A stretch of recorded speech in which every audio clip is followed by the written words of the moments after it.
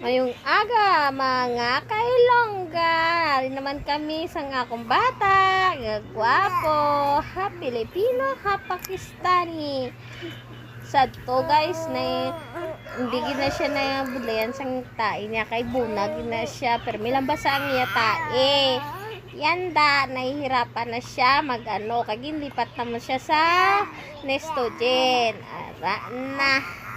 Nabudlayan ko sa to, yanda, nabudlayan naman ko, kay ganilikramo siya.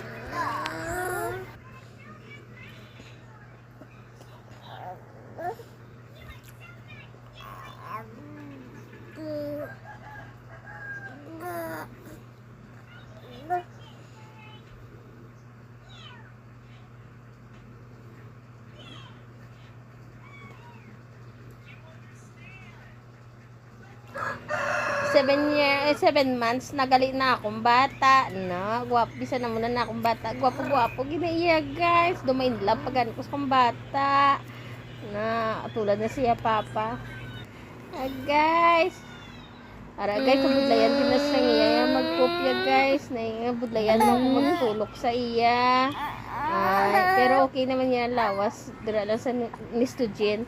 Thank you for watching for Ilongga.